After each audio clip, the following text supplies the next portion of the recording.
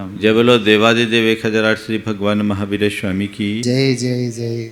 ऐसा परमो धर्म की जय जय जय। पूज आचार्य गुरुवर श्री विद्यासागर जी महाराज की जय जय जय जय। बोलिए परम पूज्य मुनिवर श्री प्रमाण सागर जी महाराज की जय जय जय। मुनि संघ की जय जय जय। एक बार हाथ की पांचों उंगलियों में अपनी श्रेष्ठता साबित करने की होड़ लग गई। अंगूठा कहता है मैं सबसे श्रेष्ठ हूँ, तर्जनी कहती है मैं सबसे श्रेष्ठ हूँ, बीच की उंगली कहती है मैं सबसे श्रेष्ठ हूँ, चौथी उंगली कहती है मैं सबसे श्रेष्ठ हूँ, और सबसे छोटी उंगली कनिष्ठा कहती है मैं सबसे श्रेष्ठ हूँ। पांचों की पांचों अपनी श्रेष्ठता को साबित करने के लिए तुल गए। हाथ ने पांचों की बातें सुनी और कहा झगड़ते क्यों हो, तुम सब श्रेष्ठ हो, तुम सब श्रेष्ठ हो, पर अपनी ये धारणा हटा दो कि मैं ही सर्वश्रेष्ठ हूँ। ध्यान रखना, तुम पांचों की श्रेष्ठता भी तभी तक है जब मुझसे जुड़े हुए हो। मुझसे पृथक होते ही तुम्हारा वजूद समाप्त होगा। और हर उंगली की शोभा तभी है जब उसके आजू बाजू की उंगलियां हैं। अगर एक उंगली भी इधर से उधर हो जाए तो बाजू की उंगली की भी शोभा खत्म हो जाती है, उपयोगिता भी कम हो जाती है। इस बात को समझो और परस्पर सहकार और सौहार्द से जीना सीखो।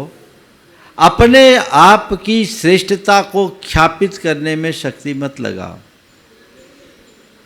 आज के संदर्भ में ये बात बड़ी उपयोगी है। हर व्यक्ति अपनी महत्ता को प्रकट करना चाहता है। संत कहते हैं महत्ता चाहने से कुछ नहीं होता।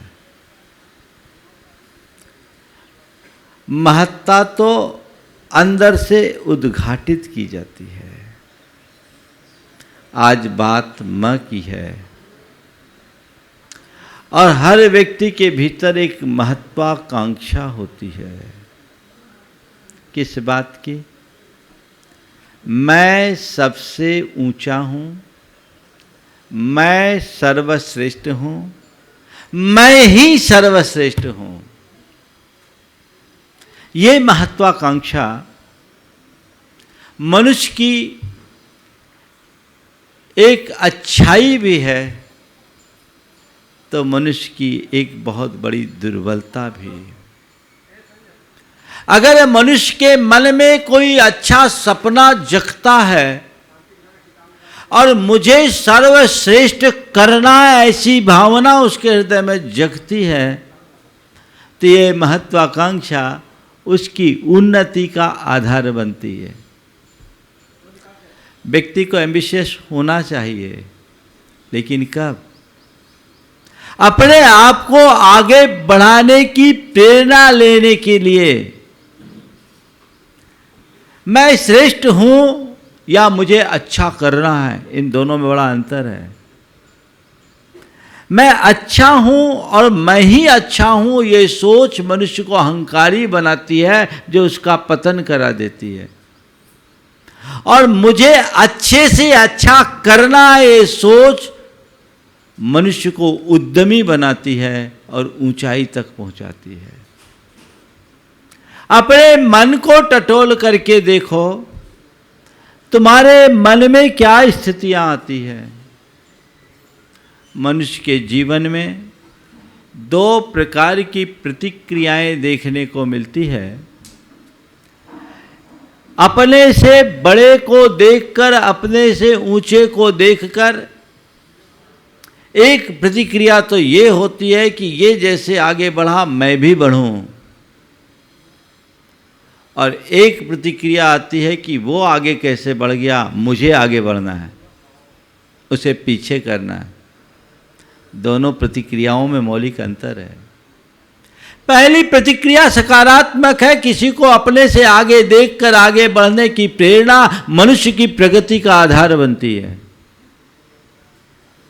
और किसी को आगे बढ़ता देखकर मन में जलन कुलन का भाव होना मनुष्य के पतन का कारण बन जाता है। अपनी मानसिकता को टटोल करके देखो कि मेरे अंदर क्या होता है। संसार में जो अहंकारी प्रवृत्ति के लोग होते हैं वे अपने से आगे बढ़े देख के लोगों को जलते हैं, और जिनके जीवन में विनम्रता का भाव होता है वो अपने से आगे बढ़ते हुए लोगों को देखकर उससे प्रेरणा पाते हैं। आज बात म की है और 4 बातें आप सबसे करूँगा महत्वाकांक्षा के संबंध में। महत्व की आकांक्षा मन में आना अच्छी बात है, लेकिन ये कहाँ और कितने अर्थ में अच्छी है और कहाँ बुरी है, इसे ध्यान रखना है। 4 शब्द हैं: महत्ता चाहना, महत्ता पाना, महत्ता देना और महान बनना। महत्ता चाहना, महत्ता पाना, महत्ता देना और महान बनना। ऐसा कोई व्यक्ति इस दुनिया में नहीं है जो महत्ता नहीं चाहता। चाहता है ना, हर व्यक्ति ये चाहता मुझे इम्पोर्टेंस मिले।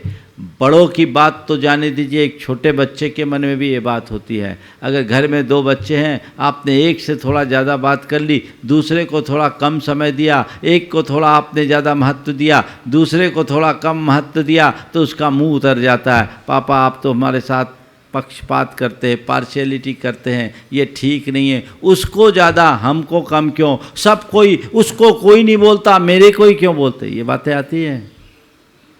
ये कमजोरी है। हर व्यक्ति चाहता है कि मेरा स्थान ऊंचा हो। संत कहते हैं किसी के चाहने से किसी को महत्ता नहीं मिलती। मैं कितना भी चाहूं कि दुनिया मुझे सर्वश्रेष्ठ माने, मेरे चाहने से कोई मुझे सर्वश्रेष्ठ मानेगा क्या? कहने को तो सब अपने आप को 30 मार खां समझता है, पर है क्या? नहीं ना। चाहने से महत्ता नहीं मिलती, पर मनुष्य के मन की दुर्बलता है कि वो महत्ता चाहता अधिक है। संत कहते हैं चाहने से महत्ता नहीं मिलती। हाँ, उस व्यक्ति को अपने आप महत्ता की प्राप्ति हो जाती है जिसके जीवन में अच्छाइयाँ होती है, जिसके जीवन में गुण होता है।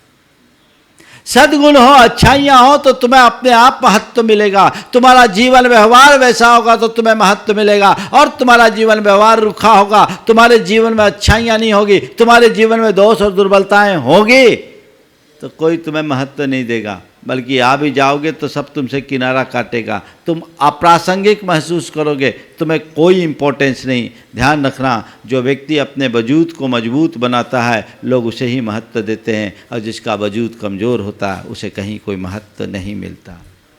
अपने मन को टटोल करके देखो, तुम चाहते हो कि बस मेरे से अच्छा कोई नहीं हो, मैं ही हूँ। ये एक नकारात्मक दृष्टिकोण है। महत्ता पाने की चाह मत रखो, महान बनने का उद्यम करो। चाहने से कुछ नहीं मिलता। सब लोग चाहते हैं कि सब मुझे सिर पर बिठाए, है ना, सब मुझे सिर पर बिठाए।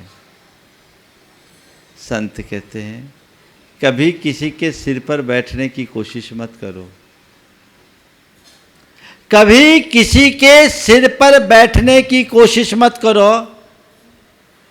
ऐसा आचरण और व्यवहार करो कि दुनिया तुम्हें सिर पर बैठाने के लिए बेताब हो उठे। तुम सिर पर बैठने की कोशिश करोगे तो हो सकता है सिर पर बिठाने की जगह लोग तुम्हें पांव तले कुचल दे। लेकिन तुम्हारा आचरण वैसा हो, तुम्हारे व्यक्तित्व में वैसी गहराई हो, तो तुम नहीं भी चाहोगे तो दुनिया तुम्हें सिर पर बिठाएगी। और मैं तो यही मानता हूँ, जिसने अपनी जड़ को गहरी बनाया है दुनिया ने उसे हमेशा सिर पर बिठाया है। जिसने अपनी जड़ को गहरी बनाया है, दुनिया ने हमेशा उसे सिर पर बिठाया। जड़ गहरी बनाओ, विनम्रता को अपने जीवन का आदर्श बनाओ। महत्ता चाहने की बात मन में मत रखो। हाँ, महत्ता की चाहत नहीं है, पर मैंने महत्ता पाया, अब क्या करूं। बहुत लोग ऐसे होते हैं जिनके जीवन में बड़ी महत्ता होती है, उनके लिए प्रभुता मिलती है, उनको हर जगह महत्व मिलता है, उनके पास ऊंचा ओहदा होता है, ऊंचा पद होता है, और उनके वैसे ही रसूख और रुतबे होते हैं। बड़ा हर आम आदमी की जगह वो बड़ा रसूखदार आदमी होता है, उसको बड़ा महत्व मिलता है। महत्ता तुमने पाई, तुम्हारे अपने विचारों के कारण, तुम्हारे अपने व्यवहार के कारण और तुम्हारे पुराने पुण्य की वजह से तुम्हें महत्ता मिल गई। ये ज़्यादा दुर्लभ नहीं है। जो महत्ता चाहते हैं उसे महत्ता मिले, इसकी कोई गारंटी नहीं। लेकिन बहुत लोग हैं जिनको महत्ता मिलती है, पर महत्ता पाने वाले लोग भी दो तरह के होते हैं। एक वे जो महत्ता को पाकर के बौराते हैं, और एक वे जो महत्व को पाकर के भी विनम्र बने रहते हैं। तुम अपनी स्थिति का आकलन करो। अगर तुम्हारे जीवन में कुछ उपलब्धि हुई और तुमने महत्ता को पाने के बाद बौराना शुरू किया है, तो समझ लेना तुम्हारे चेतना का स्तर बहुत निम्न है। अभी तुम अहम की भूमिका में जी रहे हो। ये तुम्हारे व्यक्तित्व को खोखला करेगा। ऐसे लोग बड़े इतराते हुए चलते हैं। थोड़ा सा धन पाले, वैभव पाले तो सोचेंगे मेरे से श्रेष्ठ कोई है ही नहीं। थोड़ा सा पद पाले तो सोचेंगे मुझसे बड़ा कोई है ही नहीं। कई ऐसे लोग होते जो वार्ड कमिश्नर क्या ना बन जाए और अपने आप को प्राइम मिनिस्टर मानना शुरू कर देता है। थोड़ी सी उपलब्धि में व्यक्ति के अंदर की जो अकड़ होती है, वो उसके जीवन को उखाड़ फेंकती है। अगर महत्ता को पाने के बाद तुम्हारे भीतर अहंकार आ रहा है, तुम्हारे अंदर तुम उसको पाकर के बौरा रहे हो, तो ये मान करके चलना ये तुम्हारे जीवन का अधोपतन है। ऐसी महत्ता की चाह मनुष्य को नीचे गिरा देती है। लोग ऐसा महत्ता पाने के लिए बहुत कुछ करते हैं। आचार्य श्री का एक हाइकू है, अपमान को सहता आ रहा है मान के लिए। अपमान को सहता आ रहा है मान के लिए। 3 लाइनों का हाइकू होता है, जिसमें पहले में 5 अक्षर, दूसरे में 7 अक्षर और तीसरे में 5 अक्षर होते हैं। मैंने पिछले चातुर्मास में इन पर प्रवचन किए। लेकिन कितनी गहरी बात है, जिसको मान चाहिए, मुझे महत्व मिले, जूते खाने को तैयार है, चाहे जिसकी आरजू मिन्नत करेगा। ये स्थिति है। जिस व्यक्ति के भीतर महत्ता की प्रबल भूख होती है, वह किसी स्तर तक चला जाता है, और महत्ता पा जाने के बाद उसके जीवन का कोई स्तर नहीं होता। ऐसे व्यक्ति के जीवन में हर पल क्षुद्रताएं प्रकट होती है। उसका व्यक्तित्व बड़ा उथला माना जाता है। अपने जीवन को ऐसा कभी मत बनाना। महत्ता की चाह करने से महत्ता नहीं मिलती, और कदाचित महत्ता मिल भी गई और महत्ता तुमने पा लिया, तुम्हें महत्व मिल रहा है और उसमें भी तुम अभिमानी बन रहे हो, तो तुम अपने महत्व का दुरुपयोग कर रहे हो। महत्ता पाने का सबसे सकारात्मक रूप क्या है? तुम जितने ऊंचे बनो उतने विनम्र बनो। जितने ऊंचे उठे उतना विनम्र बनो। अगर तुमने महत्ता पाई है, अच्छी बात, ये तुम्हारी उपलब्धि है, पर उसके साथ ध्यान रखो, महत्ता पाया तो तुम्हारी महत्ता की सार्थकता तभी है जब तुम औरों को महत्व दोगे। औरों को महत्व दोगे, सामने वाले को महत्व दोगे, तुम अपने आप को ही सब कुछ मान बैठोगे तो तुम कुछ नहीं रह पाओगे। क्या करते हैं, हम अपने मन को टटोले, मैं अपने आगे औरों को कुछ गिनता हूं या अपने आप को ही सब कुछ समझता हूं। अगर मेरी दृष्टि में और है और उनका महत्व है तो समझना मेरे भीतर अभी विनम्रता शेष है और मेरे सामने से सब हट गया, केवल मैं हूं। तो यही तो मैं अहंकार की अभिव्यक्ति है। बस मैं ही सब कुछ, मेरे आगे लगता क्या है। कई बार ऐसा होता है, जो व्यक्ति क्षुद्र प्रवृत्ति के होते हैं वो औरों को कभी महत्व नहीं देते, और जो व्यक्ति गंभीर और विनम्र होते हैं वो किसी का महत्व कभी कम नहीं आंकते, हर किसी को महत्व देते हैं। वो कितना भी बड़ा आदमी हो, सच्चे अर्थों में बड़ा आदमी वही है जो छोटे का भी मान रखना जानता है। हम जब कभी विनम्रता की बात करते हैं तो हम यही कहते हैं कि बड़ों का बहुमान करो, पर मैं कहता हूं ये विनम्रता की अधूरी परिभाषा है। विनम्रता का अर्थ केवल बड़ों का बहुमान करना नहीं, छोटों का मान रखना भी विनम्रता की पहचान है। तुमने बड़ों का बहुमान किया, अच्छी बात है, छोटों का मान तुम रख पा रहे हो कि नहीं? यदि नहीं रख पा रहे हो तो तुम्हारा स्थान भी अभी अभिमानियों के बीच है। एक विनम्र आदमी सबको साथ लेकर चलता है। तो मैं महत्ता चाहूं, महत्ता पाऊं, पा लिया, महत्ता देना सीखें, औरों को महत्व देना सीखें। कोई भी व्यक्ति उसे कभी कमतर ना आके, भले तुम्हारे घर का वो सेवक क्यों ना हो, कुछ उसमें भी अच्छाइयाँ, उसके भी गुण हैं और उस गुण के बिना तुम्हारा काम नहीं चल सकता, इसलिए उसे कभी नाचीज मत समझना, उसको भी उतना ही मान देना। मेरे संपर्क में ऐसे अनेक लोग हैं जिनका जीवन व्यवहार बड़ा प्रेरणादायक, अपने घर के नौकर चाकर से भी बड़े सम्मान भरक लहजे में बात करते हैं, अपने घर के नौकर को भी सेवक जी बुला करके कहते हैं। ये क्यों? हमारी भाषा में, बोली में, व्यवहार में विनम्रता झलकनी चाहिए, और ऐसी विनम्रता जब झलकती है तब हमारे जीवन का पथ प्रशस्त होता है।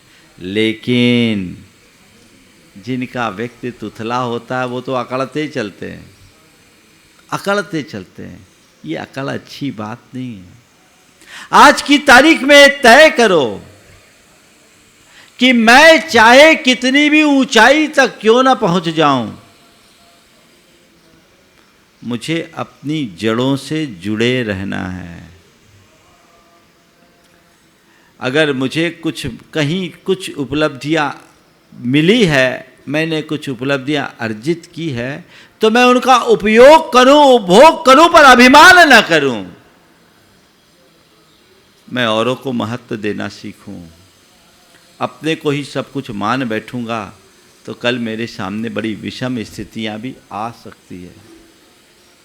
एक व्यक्ति धनी था, बड़ा धनी था, संपत्ति थी, पर उसके मन में अपने संपत्ति और धनी होने का बड़ा अभिमान था। उसका एक भ्रमपूर्ण विश्वास था कि सब काम पैसों से हो सकता है, और कोई भी बात आए तो बात बात में वह केवल पैसों का रुआब झाड़ता। ठीक है, पैसों से बहुत सारे काम हो जाते हैं, पर पैसा ही सब जगह काम नहीं आता, ये जीवन की सच्चाई है। संयोग ऐसा बना, उसका व्यवहार सबके प्रति रूखा, उसने कभी किसी को महत्व नहीं दिया। यदि उसके दरवाजे पर कोई कभी गया भी तो उसने बड़े बेअदबी से बात किया, उसने कभी किसी को कुछ समझा ही नहीं। और संयोग ऐसा हुआ कि उसकी धर्म पत्नी जब गुजरी तो उसके रूखे व्यवहार के कारण उसकी ठठरी बांधने के लिए भी कोई उपस्थित नहीं हुआ। बोला ऐसे आदमी से हम क्या मिले, जिसने आज तक किसी से कोई व्यवहार ही नहीं बनाया, जिसने आज तक किसी को कोई महत्व ही नहीं दिया। तब उसे समझ में आया कि औरों का महत्व कितना होता है। अकेला इंसान कभी कुछ नहीं कर सकता, उसको सब में समाविष्ट होकर जीना चाहिए। और सब में समाविष्ट वही हो सकता है जो सबके महत्व को समझता है। तो महत्व देना सीखिए। छोटा सा छोटा एक बच्चा भी है तो उसे आप कम मत आकिए, उसको भी महत्व दीजिए, इग्नोर मत कीजिए। और इग्नोर ही नहीं, लोग तो उनका अपमान कर देते हैं। मान देना न देना और बात है, पर कम से कम अपमान तो न करो, तब कुछ कर पाओगे, नहीं तो कुछ नहीं। तो महत्ता चाहना, महत्ता पाना और महत्ता देना, पर इन सब से ऊंची बात है महान बनना। अपने आप को महान बनाएं। बाहर की उपलब्धियां महत्व मनुष्य को महत्ता दिलाती है, और अंदर का गुणात्मक परिवर्तन मनुष्य को महान बनाता है। अपने अंदर का परिवर्तन, अपनी सोच को बदलो, अपनी विचारधारा को बदलो, अपनी जीवन शैली को बदलो, अपने व्यवहार को बदलो।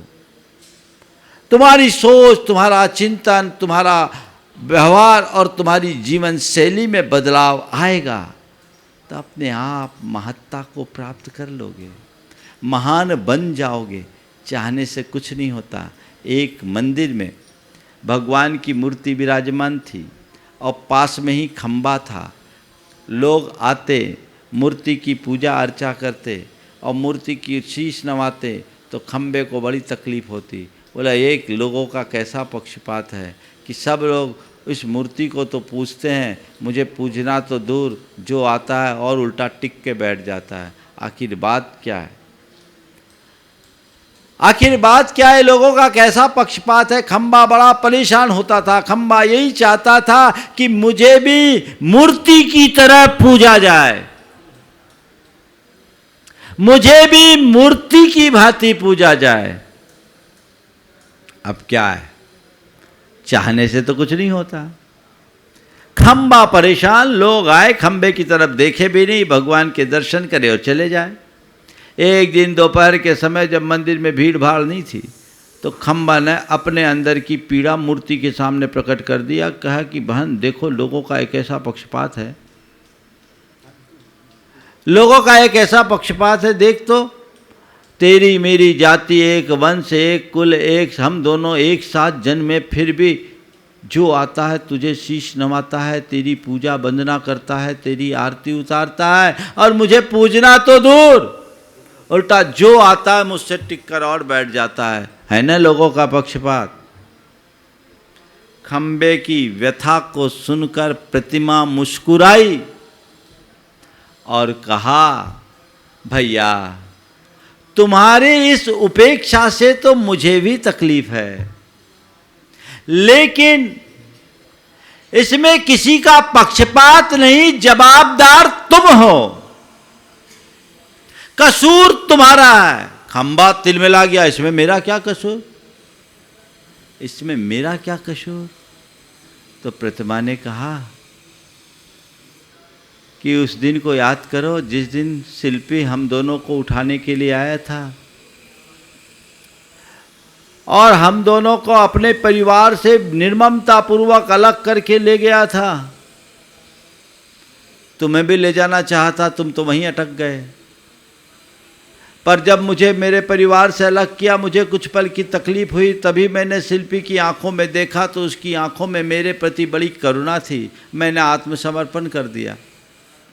शिल्पी मुझे अपने कार्यशाला में ले जाकर जमीन पर पटका और थोड़ी देर बाद मेरी छाती पर बैठकर मेरे ऊपर हथौड़ी और छेनी से अनगिनत प्रहार करना शुरू कर दिया। एक पल को मेरे मुख से तेज चीख निकल पड़ी, पर तभी मैंने शिल्पी की आंखों में देखा। मुझे लगा ये तो मुझ पर प्यार बरसा रहा है। मैंने अपना पूर्ण समर्पण कर दिया। फिर क्या था, शिल्पी मुझ पर प्रहार करता जाता और मेरे ऊपर का जो कुछ भी अवांछित तत्व था वो निकलता गया। मेरे भीतर से एक आकार प्रकट होने लगा और देखते ही मेरे ऊपर का जितना फालतू का पत्थर था वो सब अलग हो गया और मुझे एक मूर्ति का आकार मिल गया। क्या बताऊं, जिस क्षण मेरे भीतर का ये आकार प्रकट हुआ, सबसे पहले उस शिल्पी ने ही मुझे प्रणाम किया। तुम्हें पता है मैं यहाँ तक आई हूँ तो कितने छेनी और हथौड़ियों के प्रहार को सहा है।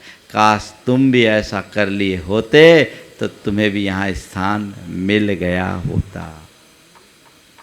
बात केवल समझने की है। अगर पूजा चाहते हो, अगर पूजा चाहते हो तो प्रहार झेलने के लिए तैयार रहो। अपने अच्छाइयों को उद्घाटित करो, बुराइयों को दूर करो, खुद को तराशने की कोशिश करो। किसी की ये पंक्तियां हैं, बड़ी सार्थ है।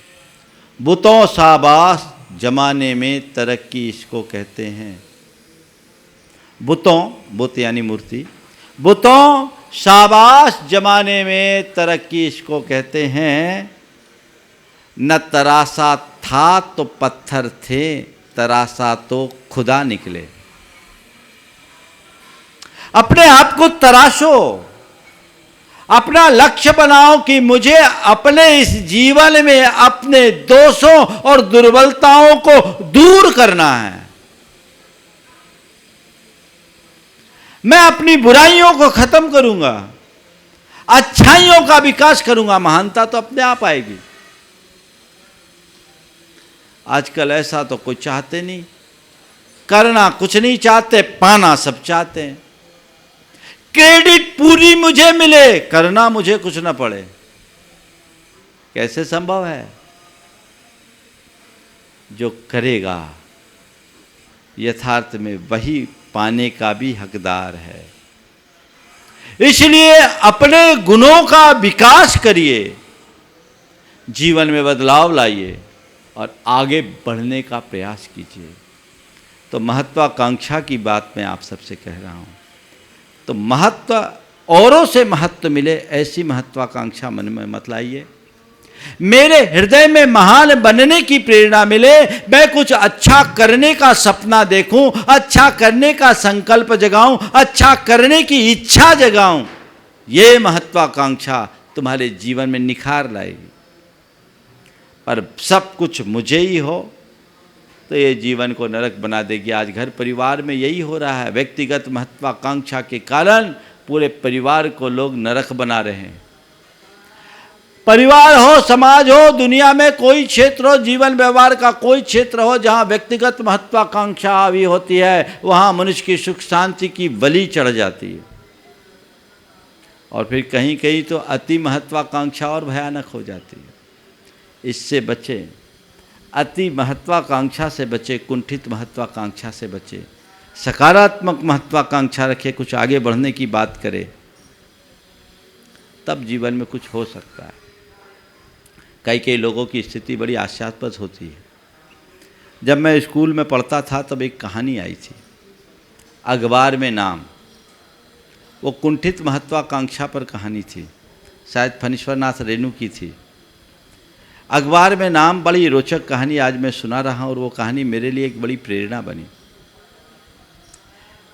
स्कूल था और स्कूल में एक बच्चा ड्रिल के पीरियड में मूर्छित हो जाता, बेहोश हो जाता है, तो पूरे स्कूल में सनसनी फैल जाती। पूरे स्कूल में उस बच्चे का नाम आ जाता है। उसी स्कूल में गुरुदास नाम का लड़का पढ़ता था। उसके मन में विचार आया कि मेरा नाम भी पूरे स्कूल में हो। अब मेरा नाम पूरे स्कूल में हो तो क्या हो। वो लड़का इतना होशियार था कि गणित में कभी आंसर सही नहीं आता और इतिहास में कभी ईस्वी याद नहीं रखती, विज्ञान और अंग्रेजी तो जानता ही नहीं था। खींच तान करके पढ़ लिख करके वो आगे बढ़ा और एक चपरासी बन गया। चपरासी बना, पर उसके मन में उसकी इच्छा बढ़ी, अपने नाम की इच्छा कि मेरा नाम आगे बढ़े। और स्कूल में नाम की जो इच्छा थी वो बढ़ते बढ़ते अखबार में नाम लाने की आ गई। मेरा नाम अखबार में छपे, मेरा नाम अखबार में छपे। तो अखबार में हर किसी का नाम तो छपता नहीं, कुछ काम करो। वो उसमें कोई हुनर था नहीं, नाम कैसे छपे, लेकिन रोज़ वो अखबार पढ़ता, तरकीब सोचता, किसी भी तरह मेरा नाम अखबार में छपे, किसी भी तरह मेरा नाम अखबार में छपे। कभी कभी उसके मन में आता कि मैं कोई अपराध कर लूँ, उसी बहाने मेरा नाम छप जाए, अपराध कर लूँ उसी बहाने मेरा नाम छप जाए। पर अपराध करने के लिए भी तो साहस चाहिए, साहस नहीं था, वो नहीं कर पाता। एक दिन इसी उधेड़बुन में चला जा रहा था और एक कार की चपेट में आ गया, उसके पैर में चोट लगी, हड्डी टूट गई। कार एक वकील साहब की थी, वकील साहब बड़े भले आदमी थे, वे कार से नीचे उतरे और उसको अपनी गाड़ी में बिठा करके हॉस्पिटलाइज करा दिए। दूसरे दिन वो उससे मिलने के लिए गए। मिलने के लिए गए तो उनके हाथ में अखबार था। वकील साहब के हाथ के अखबार को गुरुदास बड़ी ललचाई दृष्टि से देख रहा। कुशल क्षेम पूछकर जब वकील साहब जाने लगे तो गुरुदास ने पूछा, आपके हाथ में क्या? बोला अखबार है। बोला आज का ही? बोले हाँ आज का ही अखबार है। फिर तो इसमें मेरा नाम आया होगा, कल की घटना। नहीं, मैंने उसे उचित नहीं समझा। वो एकदम निराश हो गया। बोले घबराए नहीं। वकील साहब ने उसके मनोभाव को ताल लिया। बोले कल के अखबार में छप जाएगा। दूसरे दिन वकील साहब अखबार लेकर पहुँचे। अखबार में सुर्खियों में छपा था, अखबार में नाम लाने के लिए स्वयं को कार के नीचे धकेला। वो अखबार से ही अपना मुंह ढक कर रह गया। तो ये जो चीज़ें हैं, अपने नाम के लिए किसी भी स्तर पर जाने की बात। तो जब हम लोगों का प्री बोर्ड टेस्ट हुआ था तो ये प्रश्न आया था कि गुरुदास की महत्वाकांक्षा की समीक्षा कीजिए, क्या आपके अंदर भी कोई महत्वाकांक्षा है?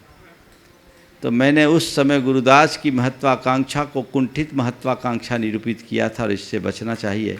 और महत्वाकांक्षा की सकारात्मक रूप की व्याख्या करते हुए कहा था कि जीवन में कुछ अतिरिक्त करने और अच्छा बनने की आकांक्षा ही मेरे जीवन की सबसे बड़ी महत्वाकांक्षा है। और वो बीज आज मुझे यहाँ तक पहुँचाया।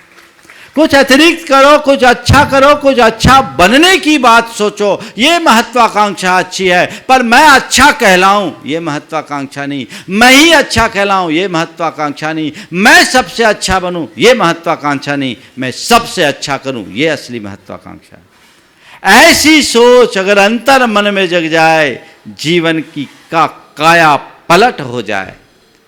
तो आज महत्वाकांक्षा के संदर्भ में महत्ता पाना, महत्ता चाहना, महत्ता पाना, महत्व देना और महान बनना, इन चारों में ध्यान रखो। बात की दो बातों को अपना लो, बाकी बातें तो अपने आप हो जाएगी। चाहने से कुछ नहीं मिलता और जीने से सब कुछ पा जाते हैं। समय आप सबका हो गया, यहीं पर विराम। बोलिए परम पूज आचार्य गुरुवर श्री विद्यासागर जी महाराज की।